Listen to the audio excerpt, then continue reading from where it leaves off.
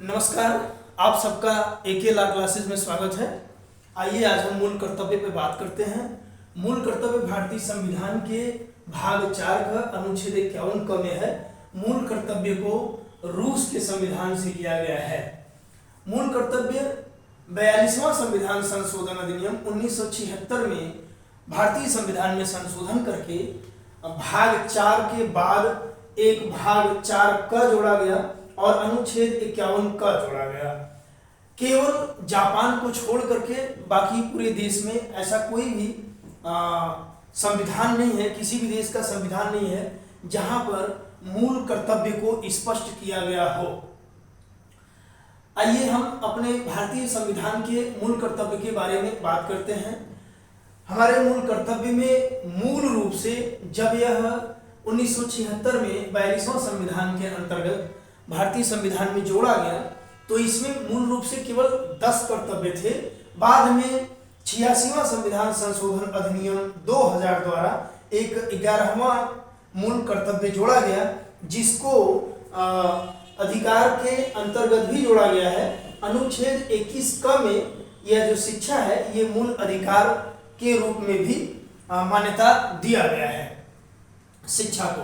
तो आइए हम बात करते हैं कि ये पूरे कितने कर्तव्य हैं नागरिकों के।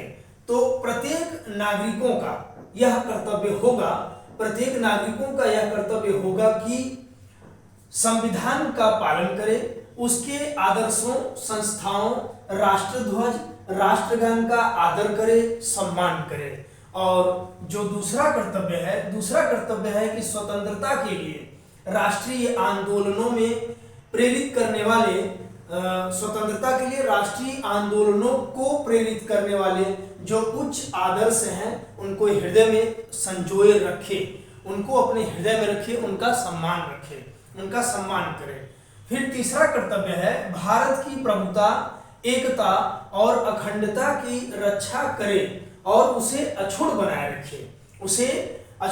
रखे, उसे नष्ट न होने दे और प्रभुता एवं एकता को एकता की रक्षा करे, अखंडता की रक्षा करे। इसके साथ ही साथ जो आपका चौथा कर्तव्य है नागरिकों का, देश की रक्षा करने के लिए, यानी कि प्रत्येक नागरिक का यह कर्तव्य होता है कि देश की रक्षा करे, आह्वान किए जाने पर, बुलाए जाने पर राष्ट्र की सेवा करे, राष्ट्र की रक्षा करे, राष्ट्र की जब भी उसको बुलाया जाता है, आह्वान किया जाता है तो राष्ट्र की सेवा में अपने आप को तत्पर रखे। तत्पश्चात जो आपका अगला कर्तव्य है नागरिकों के जो कर्तव्य हैं इसमें है कि भारत के लोगों में समरसता और समान भ्रातृत्व की भावना को बढ़ावा दे और भ्रातृत्व की भावना को बनाए रखे और किसी ऐसे कह सकते हैं कि रीति रिवाज का पालन न करे, ऐसे संस्कृति या ऐसे संस्कार का पालन न करे जो स्त्री के सम्मान के या स्त्री के गरिमा के विरुद्ध हो या स्त्री के सम्मान के खिलाफ हो। अगला कर्तव्य है आपका हमारी संस्कृति, अर्थात हमारे देश की जो संस्कृति है, भारत की जो संस्कृति है, भारत की संस्कृति की और गौरवशाली परंपरा का महत्व समझे, उसकी रक्षा करें जिससे कि हमारे देश की संस्कृति निरंतर बढ़ती रहे और उसका एक महत्व बना रहे।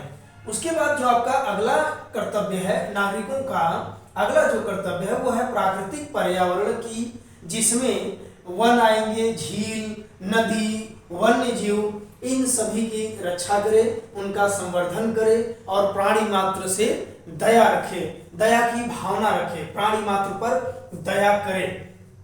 उसके बाद जो आपका अगला कर्तव्य है वैज्ञानिक दृष्टिकोण, मानवतावाद या मानववाद और ज्ञानार्जन तथा सुधार की भावना को बढ़ाए, उसकी वृद्धि करे जिससे हमारे देश की हमेशा प्रगति हो सके और देश निरंतर अग्रसर होता रहे और निरंतर उपलब्धियों को हासिल करता रहे। अगला कर्तव्य आपका जो है नौवें कर्तव्य में सार्वजनिक संपत्ति की सुरक्षा करे, मतलब उसे सुरक्षित रखे, सार्वजनिक संपत्ति को सुरक्षित रखे और हिंसा से दूर रहे। 10वां कर्तव्य नागरिकों का यह है कि व्यक्तिगत सामूहिक गतिविधियों के सभी क्षेत्रों में उत्कर्ष की ओर बढ़े और हमेशा ऐसा प्रयास करे जिससे कि हमेशा हमारे देश के ऐसे क्षेत्र जहाँ पर वैज्ञानिक हो या सांस्कृतिक हो या संगीत हो या किसी भी क्षेत्र में कोई भी ऐसा क्षेत्र है जिसमें सामूहिक गतिविधियों के क्षेत्र आ जाते हैं, ऐसे क्षेत्र में हमेशा उत्कर्ष को प्राप्त करें, हमेशा आगे बढ़े, ऊंचाई को हासिल करें।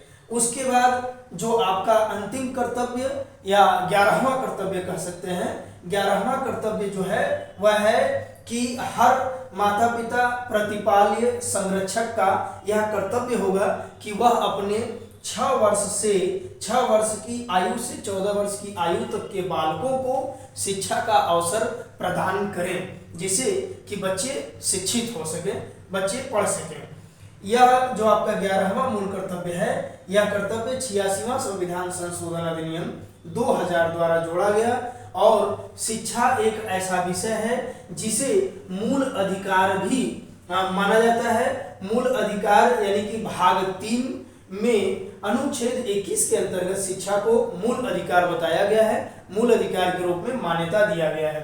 साथ ही साथ अधिकार को जो राज्य के नीति निर्देशक तत्व हैं, राज्य के नीति निर्देशक तत्व भाग 4 में अनुच्छेद 45 में भी राज्य का यह कर्तव्य बताया गया है कि राज्य अपने राज्य के नागरिकों को शिक्षा का अवसर प्रदान करेगा, जिससे कि हर व्यक्ति या राज्य का प्रत्येक नागरिक शिक्षित हो सके।